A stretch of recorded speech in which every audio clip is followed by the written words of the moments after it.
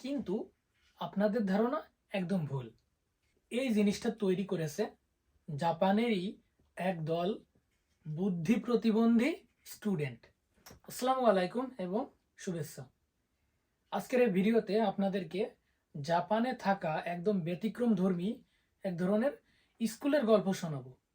তবে স্কুলের গল্পে যাওয়ার আগে আপনাদের এই জিনিসটা দেখাই। বলেন তো এটা কি? এটা কি? সকলে হয়তো অনুমান করতে পারতেছেন যে এইখানে মোবাইল রাখা যায় এবং এইখানে কলম রাখা যায়, অর্থাৎ কলমদানি, মোবাইল ফোন রাখার জায়গা। এখন আপনাদের কাছে প্রশ্ন রাখি, বলেন তো এইটা কে তৈরি করেছে বা কারা তৈরি করেছে? হয়তোবা সহজে অনুমান করতে পারতেছেন যে কোনো প্রফেশনাল কোনো ব্যক্তি বা প্রফেশনাল কোনো মেকার এই জিনিসটা তৈরি করেছে। কিন্তু আপনাদের ধারণা একদম ভুল। এই জিনিসটা তৈরি করেছে জাপানেরই এক দল বুদ্ধি প্রতিবন্ধী স্টুডেন্ট। বুদ্ধি প্রতিবন্ধী স্টুডেন্ট। এবার আসি জাপানের সেই বিশেষ ধরনের স্কুলের গল্পে। জাপানের প্রায় প্রতিটা শহরেই প্রতিবন্ধীদের জন্য আলাদা স্কুল থাকে এবং সেই স্কুলের মধ্যে প্রাইমারি এডুকেশন থেকে শুরু করে কলেজ পর্যন্ত সবকিছুই থাকে। আমি বর্তমানে যে ইউনিভার্সিটিতে পড়াশোনা করতেছি, আমার ইউনিভার্সিটি মূলত শিক্ষা ও গবেষণা সম্পর্কিত ইউনিভার্সিটি। আমার ইউনিভার্সিটির আন্ডারে বেশ কিছু প্রাইমারি স্কুল, হাই স্কুল এবং কলেজ আছে। এগুলো মূলত অধিভুক্ত স্কুল কলেজ। তার মধ্যে একটা স্কুল আছে, সেটা হলো প্রতিবন্ধীদের জন্য স্কুল। আমার মাস্টার্সের একটা কোর্সের জন্য আমাদেরকে সেই প্রতিবন্ধীদের স্কুলে ভিজিট করতে যেতে হয়েছিল এবং সেখানে গিয়ে আমি মূলত এই জিনিসটা কিনে নিয়ে আসি। এখন আমি আপনাদেরকে সেই স্কুলের ভেতরের পরিবেশ সম্পর্কে একটু বলি। স্কুলটার ভেতরে একটু আগেই বলেছিলাম যে প্রতিবন্ধীদের জন্য যে স্কুলগুলা থাকে সেখানে প্রাইমারি স্কুল অর্থাৎ ক্লাস 1 থেকে শুরু করে কলেজ পর্যন্ত থাকে। এখন আর একটা মজার কথা হলো, এই ধরনের স্কুলে একটা স্টুডেন্টের জন্য একজন করে টিচার নিয়োগ করা থাকে, কেননা ওই স্কুলের সকলেই কিন্তু প্রতিবন্ধী। তো আমি যেটাতে গিয়েছিলাম বা আমি যে স্কুলটা ভিজিট করেছিলাম, এখানে সবাই বুদ্ধি প্রতিবন্ধী, যেটাকে আমরা সহজেই পাগল বলে থাকি। আচ্ছা একবার ভাবেন তো, একজন বুদ্ধি প্রতিবন্ধী বা একজন পাগল মানুষ কোন সময় এত সুন্দর একটা জিনিস তৈরি করতে পারে? Just think about it. মানে কোন সময়, কোন পর্যায়ে বা তাকে কি ধরনের পরিচর্যা করলে সে এরকম সুন্দর একটা জিনিস তৈরি করতে পারবে। তো সেই স্কুল ভিজিটে গিয়ে যেটা দেখলাম, এক একটা স্টুডেন্টের জন্য এক একজন করে শিক্ষক নিয়োগ করা রয়েছে এবং সেই শিক্ষকেরা খুব সুন্দরভাবে সেই স্টুডেন্টগুলোকে পড়াচ্ছেন। সাধারণত আমরা যখন কোনো বাচ্চাদেরকে পড়াতে যাই তখন কিন্তু অনেক হিমশিম খেতে হয় তাকে কন্ট্রোল করতে, তার পছন্দ মতো করতে, সবকিছু মিলায়ে অনেক হিমশিম খেতে হয়। সেই জায়গাতে বাচ্চা পাশাপাশি প্রতিবন্ধী, বুদ্ধি প্রতিবন্ধী, এরকম একটা বাচ্চাকে যদি আপনাকে শিক্ষক হিসেবে নিয়োগ করা হয়, আপনি তখন কি করবেন? জাপানের রুলস হিসেবে এই প্রতিবন্ধীদের স্কুলে প্রতিবন্ধীদের যখন শেখানো হবে তখন শিক্ষকেরা কোনো প্রকার বকাঝকা করা, কটু কথা বলা সম্পূর্ণ নিষিদ্ধ।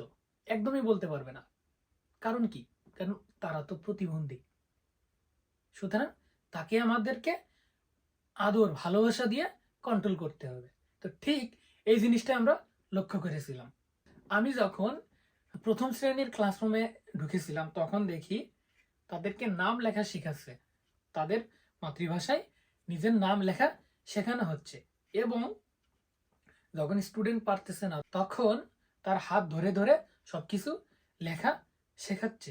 তো এভাবেই ক্লাস 1 থেকে শুরু করে কলেজ সবাইকেই সেম প্রক্রিয়ার মাধ্যমে এক একজন টিচার এক একজন স্টুডেন্টকে শেখাচ্ছেন।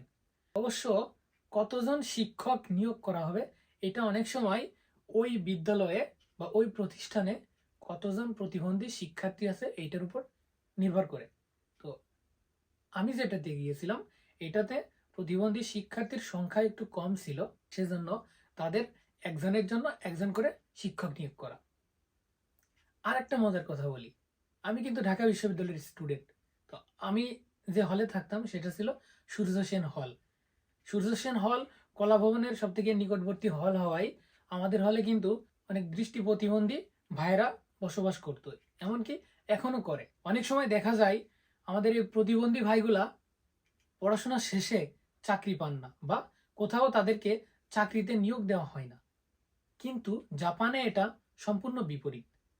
জাপানে প্রত্যেকটা কোম্পানি, প্রত্যেকটা প্রতিষ্ঠান, সব জায়গাতেই প্রতিবন্ধীদের চাকরিতে নিয়োগ করা বাধ্যতামূলক। আপনাকে যে কোনোভাবেই হোক না কেন প্রতিবন্ধীদেরকে নিয়োগ দিতেই হবে। অর্থাৎ এটাকে আমরা কোটা বলতে পারি। জাপানের কোনো কোম্পানি বা কোনো প্রতিষ্ঠান যদি প্রতিবন্ধীদেরকে চাকরিতে নিয়োগ দিতে অস্বীকার করেন, তাহলে অবশ্যই ওই কোম্পানিকে শাস্তি দেওয়া হয়।